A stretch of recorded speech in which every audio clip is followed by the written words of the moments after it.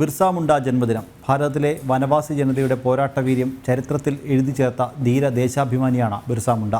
ഭാരതം അദ്ദേഹത്തിൻ്റെ ജന്മദിനം ജനജാതി ഗൗരവ് ദിനമായി ആചരിക്കുകയാണ്. ജാർഖണ്ഡിൽ റാഞ്ചിക്ക് സമീപം ഉലിഹത്തിൽ 1875 നവംബർ 15-നാണ് വനവാസി ഗോത്രമായ മുണ്ട വിഭാഗത്തിൽ ബിർസ മുണ്ടയുടെ ജനനം. ഭാരതത്തിലെ വനവാസി ജനതയുടെ പോരാട്ടവീര്യം അദ്ദേഹം ചരിത്രത്തിൽ എഴുതി ചേർത്തു.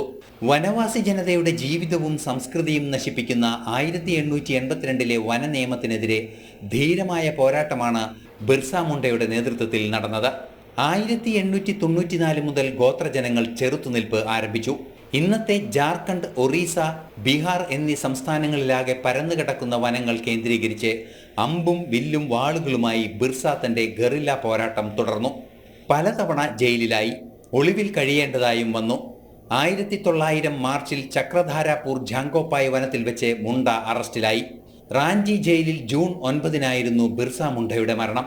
കോളറ ബാധിച്ചു മരിച്ചു എന്നാണ് ബ്രിട്ടീഷ് ഭരണകൂടം പുറം ലോകത്തെ അറിയിച്ചത്. പക്ഷേ ബിർസ മുണ്ട യഥാർത്ഥത്തിൽ വധിക്കപ്പെടുകയായിരുന്നു. ബംഗാളി സാഹിത്യകാരി മഹാശ്വേത ദേവിയുടെ സാഹിത്യ അക്കാദമി അവാർഡ് നേടിയ ആർഗ്നിയർ അധികാർ എന്ന നോവൽ ബിർസ മുണ്ട നടത്തിയ സാമ്രാജ്യത്വ വിരുദ്ധ പോരാട്ടത്തിൻ്റെ ചരിത്രാഖ്യായിയാണ്. നാഷണൽ ഡെസ്ക്, ജനം.